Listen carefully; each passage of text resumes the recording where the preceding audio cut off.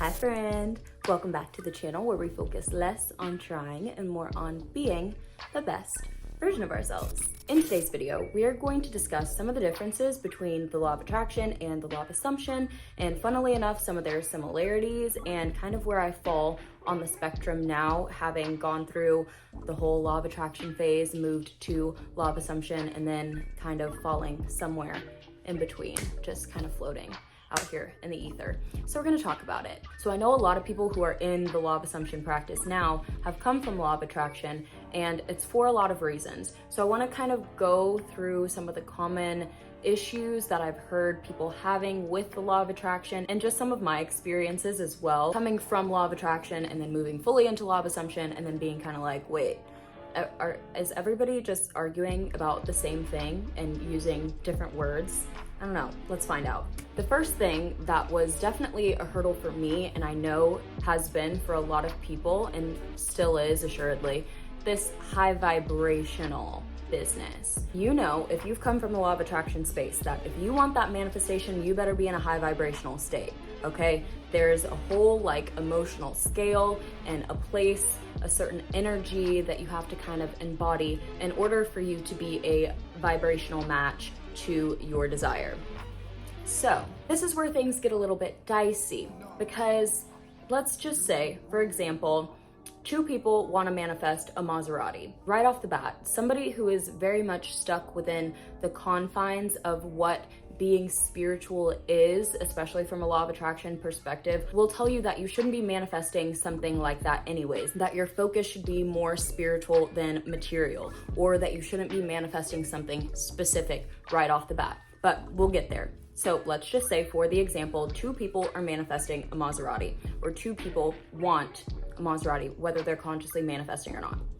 So one person says, okay, I know about the law of attraction. I need to be in a high vibrational state in order to be a match to this thing, because in my eyes, this thing is a high ticket item. This thing is very valuable. This thing is very expensive. So I need to embody that in my energy, and I need to be thinking happy thoughts, thinking positive thoughts all the time, thinking as the person who has this thing in a divine way. This is a gift from God to me. So if they're out of the limited box of spiritual people can't have material things, then they're thinking, of course the divine wants this for me. Of course the universe wants this for me. And if I just continue to affirm and continue to stay in a high vibrational state, then I will be allowed to get this Maserati. On the other hand, there are people who don't give a shit about spirituality at all. Obviously, this is not everybody. This is a generalization and this is an example. But there are people who have done unethical things, people who couldn't give less of a shit about anybody who's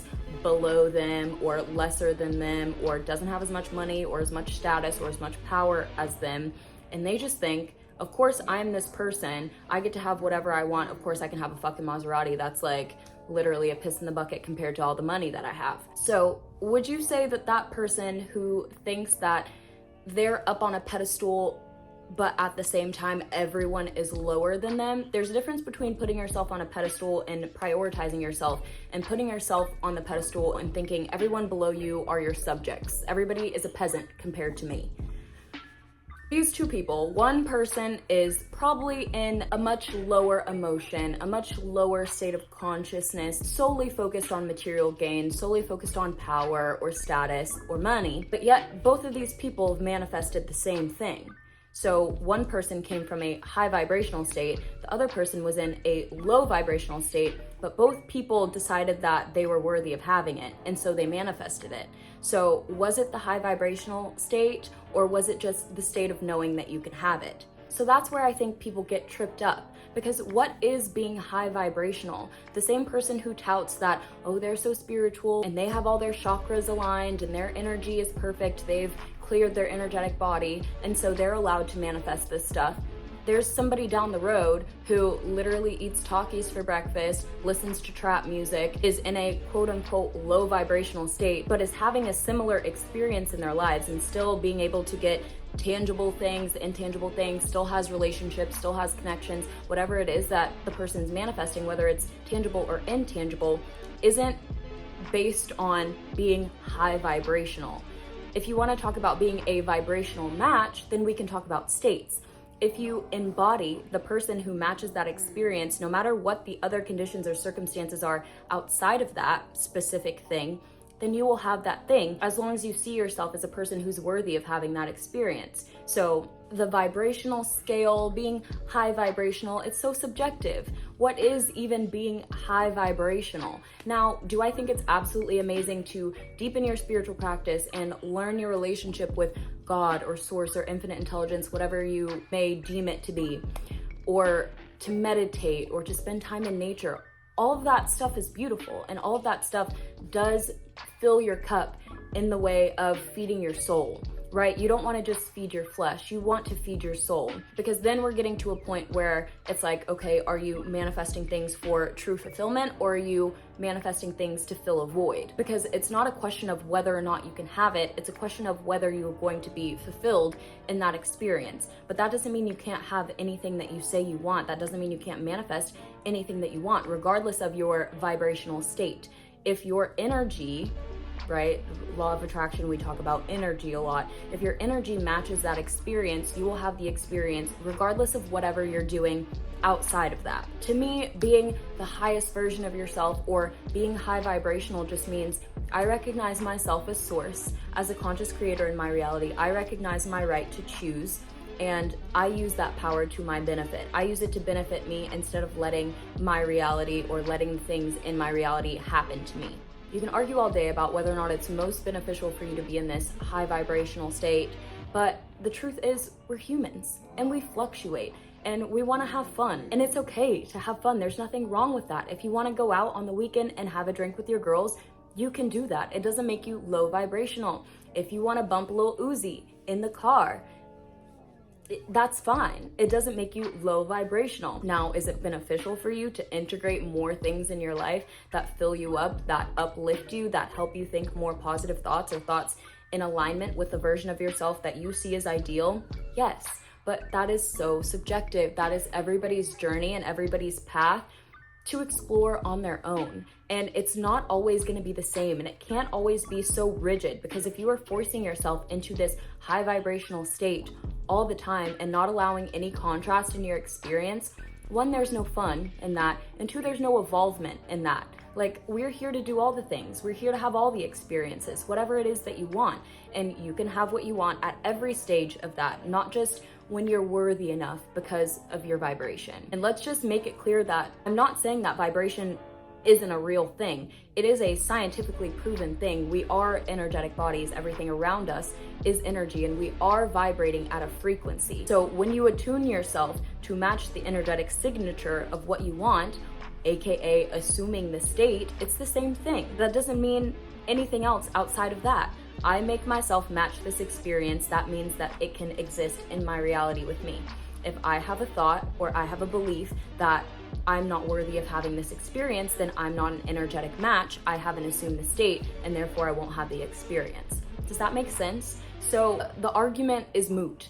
It's people arguing the same point and using different terminology and not coming to the understanding of like finding the through line. It's like, it's the same thing with religion. It's like all of these stories and allegories have a through line. There's something in the middle, something that you can read between the lines, and people argue semantics about, oh no, this really happened, or this really was the person, this really was the Messiah, this is the only true God. But at the end of the day, they're all telling you the same thing, which is that you are the God of your reality. You are the creator, or at the very minimum, you are connected to the creator. I try not to go too in depth about religion on this channel, because this is not a channel about religion. This is a channel about spirituality and about the human experience. So I'm gonna leave it there.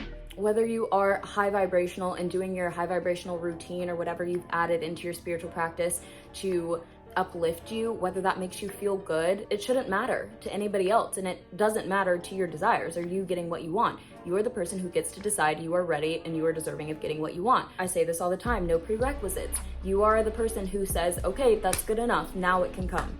Okay, I've done this much work, now it can come. Okay, I'm at this level in my journey, now it can come.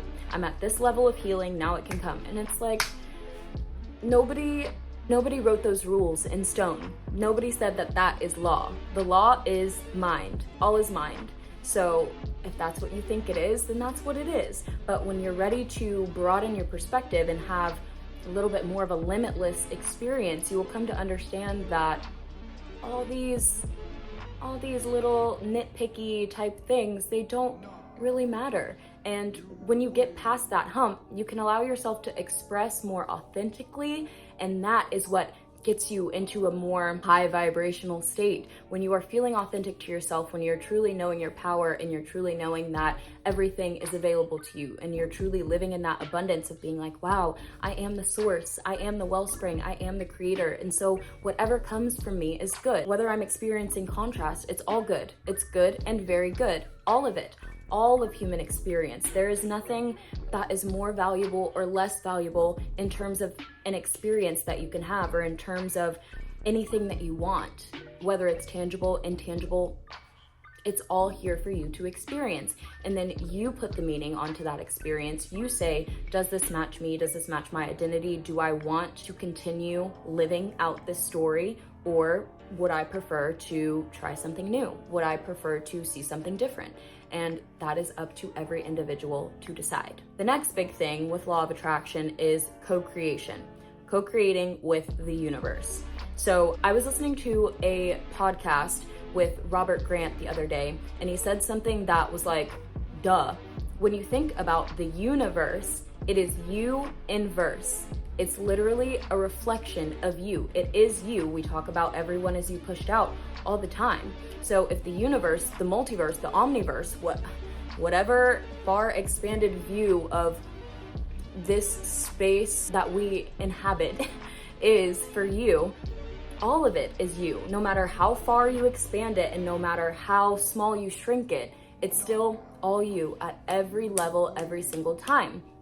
So when we're talking about co-creating with the universe, you're creating with yourself. And on top of that, creation is finished. So it's not like I'm asking anybody outside of me if I'm allowed to have this experience, if it's time for me to have this experience, if I'm ready for this experience.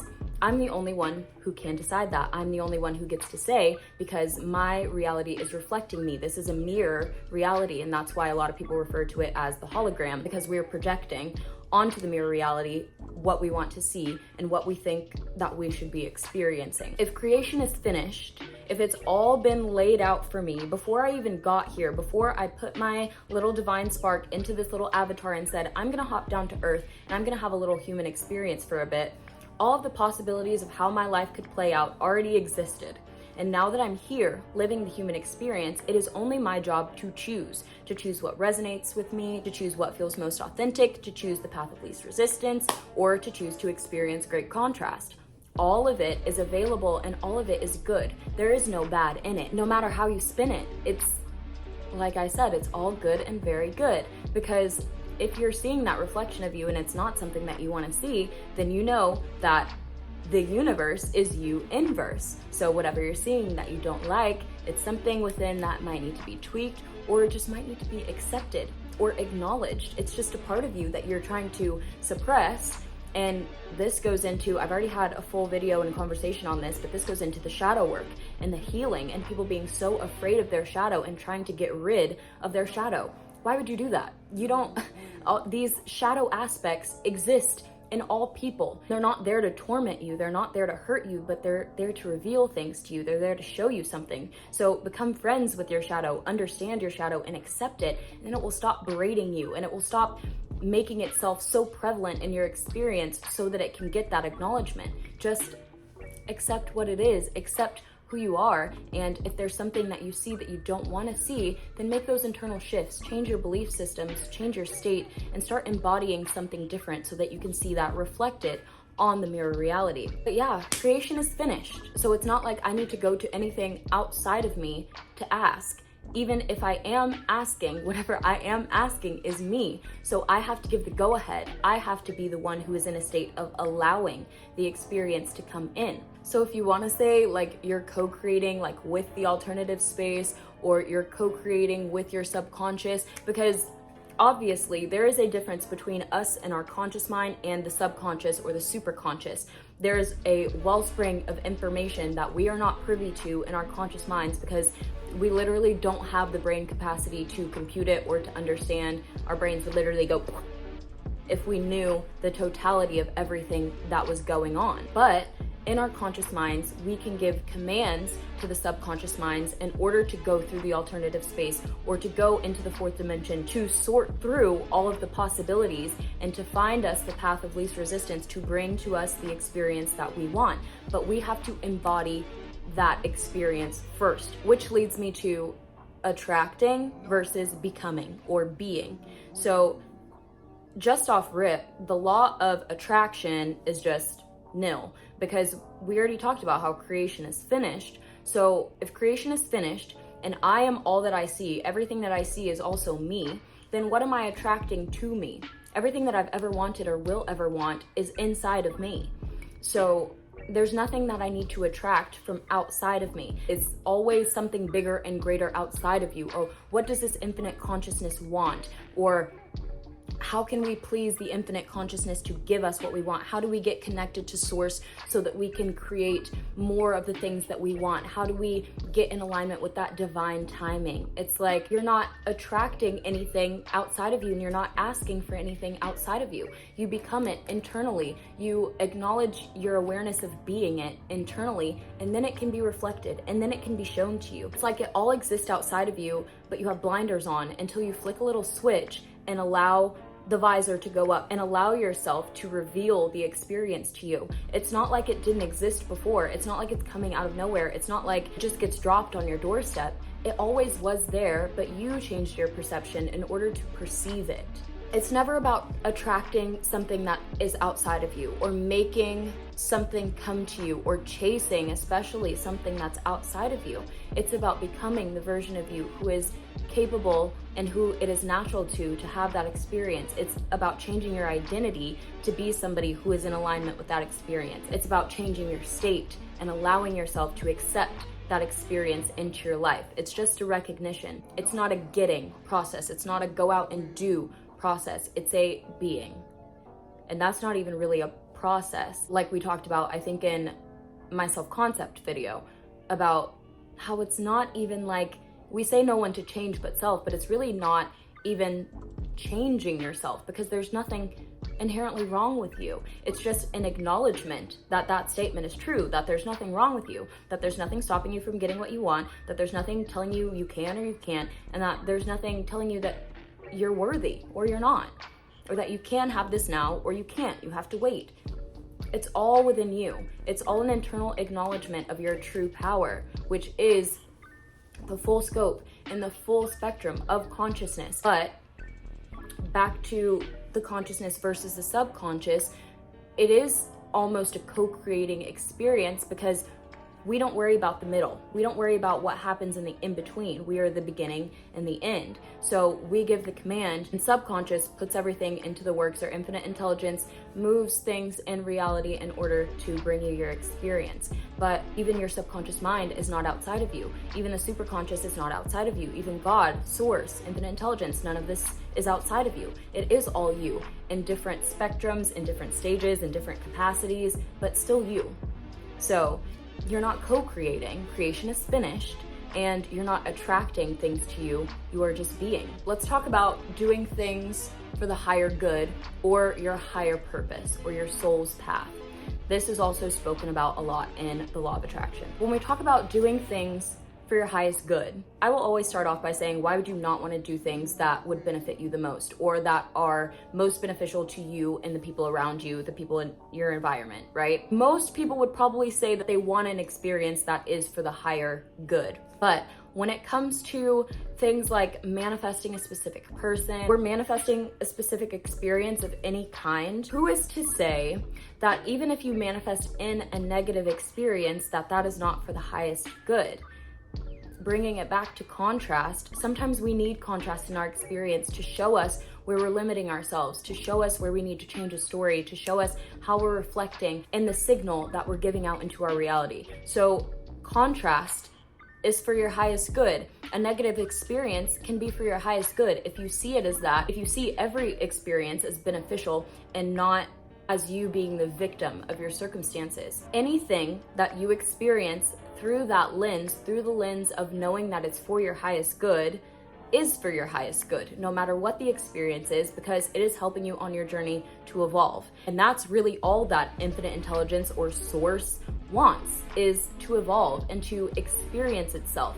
Because as source, as purely unlimited consciousness, as pure nothingness, source can't experience itself. It's just there. It's just chilling. So that's why we have a physical, denser experience, so that we can be individualized, so that we can see ourselves reflected, so that we can learn, grow, and evolve, and then take that information back to source and be like, wow, that was fun. Do it again. Chill here with this knowledge. I don't know. Whatever happens after we get done with this little play that we're putting on, but it's all good. It's all for the highest good. So for somebody to tell you that your desire, whatever you're manifesting, you shouldn't be doing that because it's not for the highest good, how does anybody outside of you know what's for your highest good?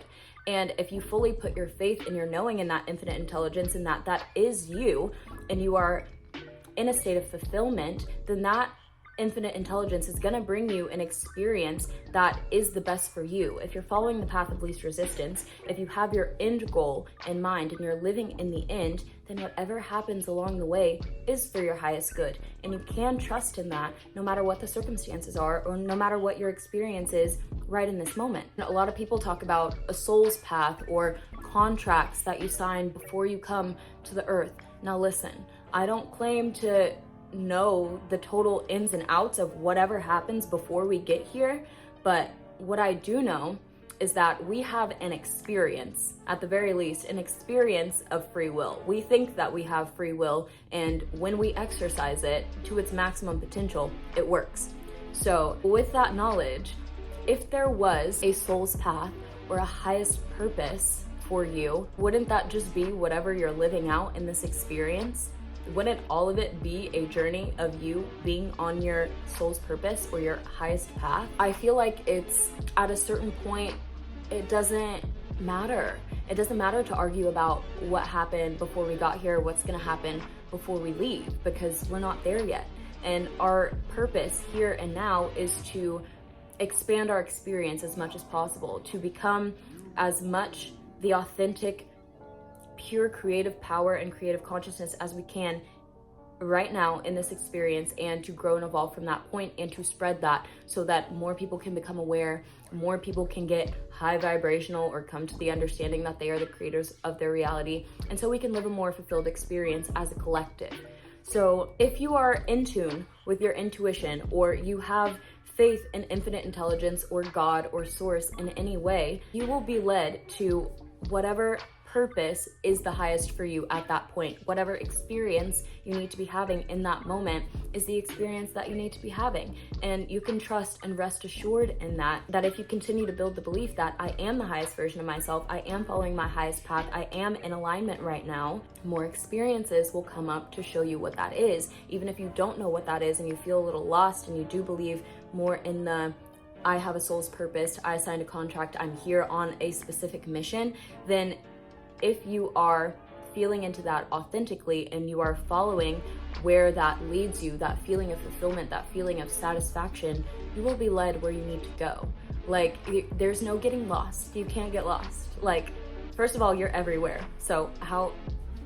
Literally just how. But second off, again, it's all good. It's all for your evolvement, no matter what it looks like. So building that belief that it's all good. Whatever I am doing is for my highest purpose. Whatever I'm doing right now is exactly what I should be doing, then it will be. That's yeah. I mean, I don't see any other argument, because again, who's to say what is somebody's highest purpose? Because even somebody doing a horrible thing might inspire somebody else to do the exact opposite and go and create amazing like ripples in the world. So if that person would have never done that horrible thing, that other person would have never had the inspired action to do something that was the complementary to that, or to have that contrast. See, if we really think about it, the universe, the world is in perfect balance.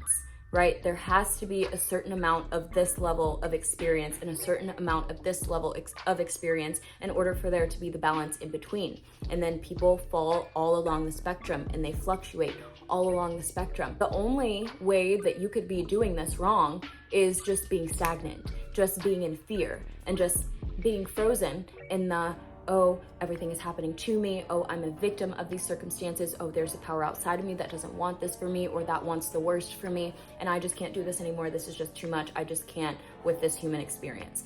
That is where I draw the line, because we have to understand that no matter where we are in the experience, no matter if we feel stuck, no matter if we feel like we've gone miles ahead and then we've been catapulted back in the other direction, it's all good as long as you see it from that lens, as long as you see it from that perspective. So whether you deem it low vibrational or high vibrational, we need it all. We need the full spectrum of experience, the full spectrum of contrast, because that's what makes it whole. That's what makes God complete fulfillment, complete, utter totality of experience. That includes everything. A lot of people don't want to really acknowledge that God being source of all, it's not just source of the things that are good or source of the things that are it's everything. So everything is godly. Everything is the God state. As long as you are aware of what's going on, as long as you are the one in the cockpit at the wheel, as long as you are the one who is navigating your experience through perceptual awareness that I get to choose. I have some say. Like, even if you're seeing like synchronicities and signs and you think that it's a sign from above or a sign from outside of you, no, it's a sign from yourself. You ask yourself for a sign, you're gonna see a sign if it's in alignment with what you're creating. If you have assumed a state that says that this is what you should be seeing, then that's what you will see. Just like manifesting signs are the same thing as manifesting an actual desire. It is really a desire. So all of those things also come from within you. That's how we kind of interact with that broader consciousness. That's how we co-create with this broader consciousness, is through signs, through symbols, through synchronicities, because we can't directly talk to our subconscious and be like, hey, what's going on in there? What's up with those limiting beliefs? But you can look outside of you and see and recognize, if you're paying close enough attention, what is being shown to you and what is being told to you. You'll get a little inkling, and then you'll be like, maybe I should move this way. Your intuition will tell you, maybe I should speak to this person, or maybe I should go here. And that's following inspired action. That's listening to your intuition. And I would say that that is the highest path. That is you being the highest version of yourself, being aware, being conscious, and knowing what's going on, being awake right here, seeing with the eye that can't be seen. So to end this off, most importantly, I want to reiterate to you that you are limitless. That is a lot of people's biggest beef with the law of attraction, is that there are so many rules and so many methods and so many people saying you should do this and then you should do this, or you're only going to get your desire if you do this, and you have to be in this energy, or you have to, it's just so much. You are limitless, period. And until you come to that understanding, whatever limitations that you have placed on yourself will continue to be limits, and they will continue to be blocks. But there's no one forcing your hand. There's no one telling you that this is the way that it has to be. There's nobody telling you that that experience that you're having is the ultimate truth, that there's nothing beyond that experience except you. And if you have not had that experience before, then you can have that experience in mind, and then it can be reflected to you in your external reality. But you have to understand that you really are that limitless consciousness, that you really are a limitless creator or a limitless chooser of your reality. And when there are lots of rules and regulations and kind of methodologies that people put together and teach from, it can instill a lot of fear in people that they're not doing things right, or that they're not enough, or that they're not in a place in their journey where they're ready for certain experiences. Sometimes your reality does need to give you a little 1-2 so that you can understand something in order to prepare you for what you're calling in. But that's not always the case. Sometimes it's just a self-sabotage thing where you're just thinking, I'm not allowed to have this, or that's outside of my scope, that's outside of my range, that's for other people but not for me. I'm here to tell you that that's not true. You don't have to be on your spiritual journey for 12 years in order to get your manifestation. You don't have to do yoga. You don't have to go on 3 spiritual retreats. You don't have to do plant medicine. You don't have to do any of this stuff unless that you say that you have to. If you want to, that's a different story. And if you gain fulfillment from that, that's a different story. but it doesn't have to be so strict, and it doesn't have to be so strenuous, and we don't have to argue so much about who's right and who's wrong. But if you can just suss it out and vibe and see like, hey, this feels good to me right now and this doesn't. And I know that that person said that, but in my experience, it's always been this way. Sorry, my TV's gone to sleep. I try to have nice background visuals for you here, but I'm too lazy to get up. So anyway, you truly are limitless, and there truly is more to experience, and it's up to, again, each individual to know what they're ready for at that point in their journey, or to see what is serving them best at that point in their journey. And I don't think it's really beneficial. Oh, we're back. Listen, we're please, I'm done messing with the TV. I'm almost done. It's up to each individual to find what benefits them most in their experience. And if that changes, if you evolve in a way to move past a certain experience, then it's your job to make the effort to embody the new experience and not continue to be trapped in cycles of lack, or in cycles of limitation, or in cycles of other people's stories and other people's experiences, and putting those paramount over your experience, because that's what you're here to do, right? To be the limitless conscious creator of your reality, to tap into that God state, which is really all states, but just your awareness of the state. I think I've spoken long enough.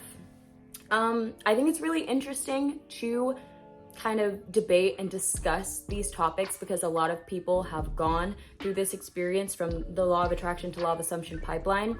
And so I would like to hear your thoughts in the comments, some of your experiences, if you have come from the law of attraction, or if you still dominantly practice the law of attraction, or if you do a little bit of both, or if you see them as being mostly the same thing, just people arguing semantics and putting different words on different parts of the experience. I think it's really interesting, and I think we should have more open conversations about these kind of things, instead of just jumping at each other's necks and being like, I'm right and you're wrong and da da da da. I think it's way more beneficial for us to just discuss and share our findings and be like, oh, that happened? Well, when I was over here, this happened. And then, oh, really? You had that experience? Oh, really? That's available to me? Oh, I can do that? Oh, really? It's like that?